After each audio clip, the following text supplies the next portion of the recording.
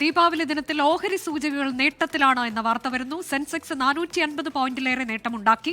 ഡോളറുമായുള്ള വിനിമയത്തിൽ രൂപ ഒരു മാസത്തെ മികച്ച നിലയിലെത്തി. രണ്ടാം ദിവസവും സ്വർണ്ണവിലയിൽ കുറവുണ്ടായി. ശ്രീനാഥ് ചന്ദ്രൻ വിവരങ്ങളുമായി. ശ്രീനാഥ്, ദീപാവലി ദിനത്തിലെ സന്തോഷം എങ്ങനെയാണ്? സ്വർണ്ണവില കുറഞ്ഞിരിക്കുന്നു, ഒപ്പം തന്നെ ഓഹരി വിപണികൾ നേട്ടത്തിൽ.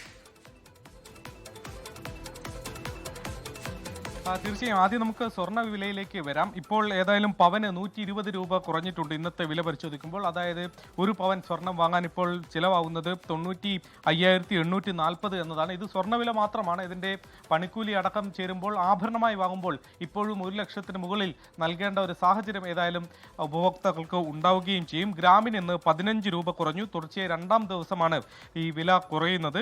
ഒരു ഗ്രാം സ്വർണത്തിന് 11,980 രൂപ എന്ന നിരക്കിലാണ്. ഇനി ഓഹരി വിപണിയിലേക്ക് വന്നാൽ നേട്ടത്തിന്റെ ദിനമാണ്. തുടക്കത്തിൽ തന്നെ ഓഹരി വിപണികളിലൊക്കെ തന്നെ പോസിറ്റീവ് ഫലം നമുക്ക് കാണാൻ വേണ്ടി കഴിഞ്ഞു. നിഫ്റ്റി ഇപ്പോൾ 134 പോയിന്റ് ഉയർന്നു നിൽക്കുന്നു. 25,844 എന്ന നിലയിലാണ്. സെൻസെക്സ്, ബോംബെ ഓഹരി സൂചികയുടെ സെൻസെക്സ് പരിശോധിക്കുമ്പോൾ ഒരു ഘട്ടത്തിൽ 500 മുകളിലേക്ക് തുടക്കത്തിൽ തന്നെ പോയതാണ്. ഇപ്പോൾ 423 പോയിന്റ് വർദ്ധിച്ചിരിക്കുന്നു. അതായത് സെൻസെക്സ് ഇപ്പോൾ 84,375 എന്ന നിലയിലാണ്.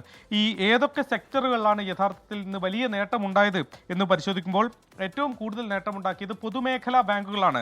2%-ലധികം 2.65 ആണ് പൊതുമേഖലാ ബാങ്കുകളുടെ ഓഹരി വിലയിൽ ഉണ്ടായിട്ടുള്ള ഒരു ആകെയുള്ള ഒരു വർധനവ്. അതുപോലെ തന്നെ IT സെക്ടർ 1% മുകളിൽ നേട്ടമുണ്ടാക്കിയിട്ടുണ്ട്. സ്വകാര്യ ബാങ്കുകളും ഇന്ന് ഇപ്പോൾ നേട്ടമുണ്ടാക്കുകയാണ്.